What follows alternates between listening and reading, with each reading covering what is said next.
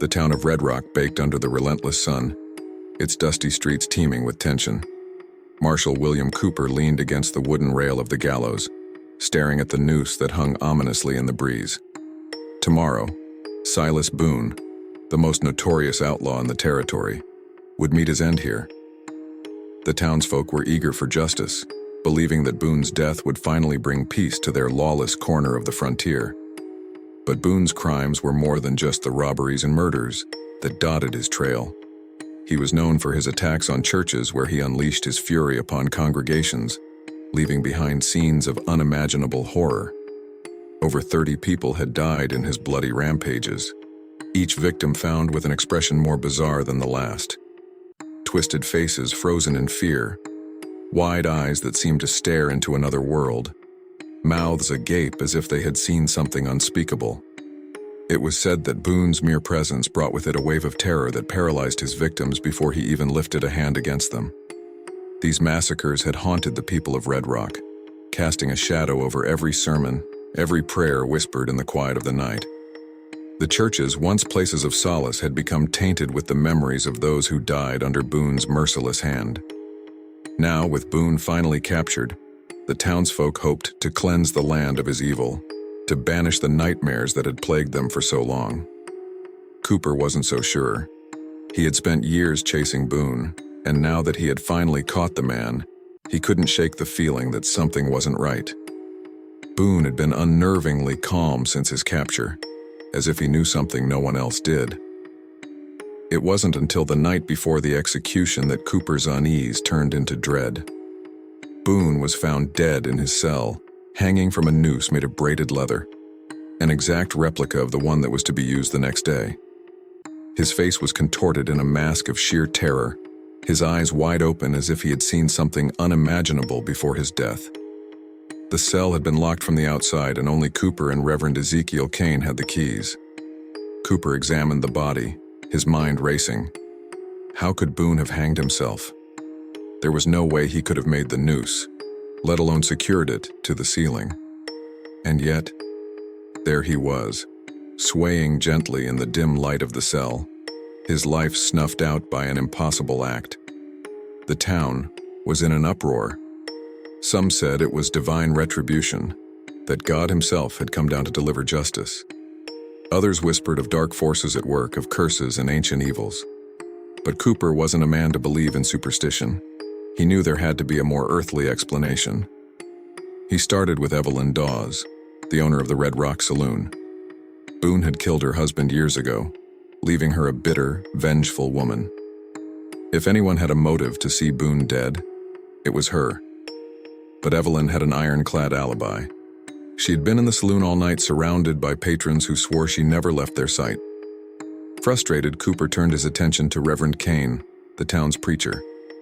Kane was a fervent believer in justice, both divine and earthly. He had often spoken out against Boone, calling him a blight on the land, a sinner who needed to be cleansed.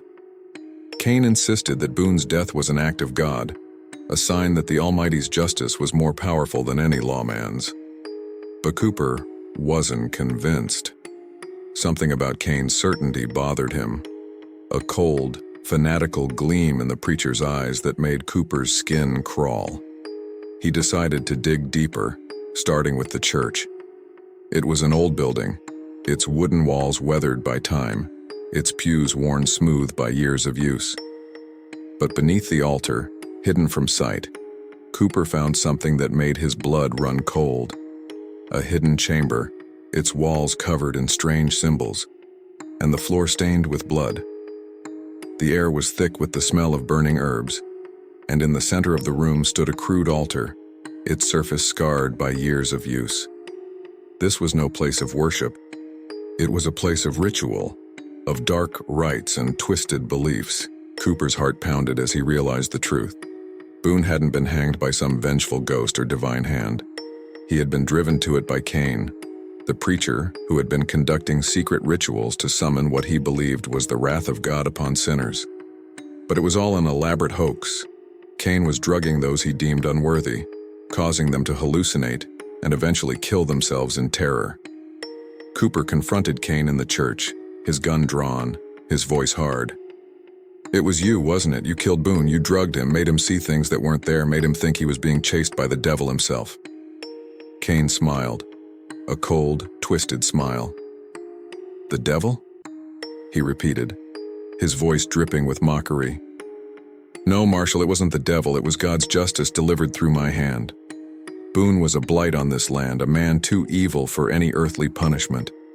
I simply gave him a glimpse of the hell that awaited him.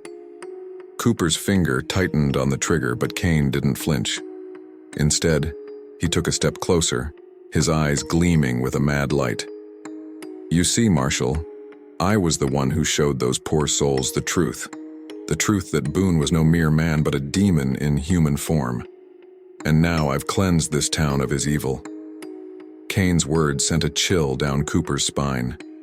He had seen men driven mad by guilt, by grief, but this was something else. Kane truly believed he was the instrument of divine justice, that he was saving the souls of those he condemned. But Cooper wasn't about to let Kane get away with murder, no matter how righteous he thought himself to be. You're going to hang for this, Kane, Cooper said, his voice cold as steel. Just like Boone should have. Kane's smile didn't waver. Perhaps, Marshall, but know this, Boone's death was only the beginning. There are others who will see the truth, who will carry on my work. You cannot stop the will of God. Cooper had heard enough. He pulled the trigger, the gunshot echoing through the empty church. Kane staggered back, blood blossoming across his chest. But even as he fell to his knees, he kept smiling, a twisted, triumphant smile that sent a shiver down Cooper's spine. Kane collapsed, his blood pooling on the floor, mixing with the stains of his dark rituals. Cooper holstered his gun, his heart pounding. The preacher's words echoed in his mind, a chilling reminder that evil wasn't always easy to see, that sometimes it wore the face of righteousness. As Cooper stepped out of the church, the sun was setting, casting long shadows across the dusty streets of RedRock. The town was quiet, the tension that had gripped it slowly fading. But Cooper knew that the darkness Kane had brought into the world wouldn't be so easily banished.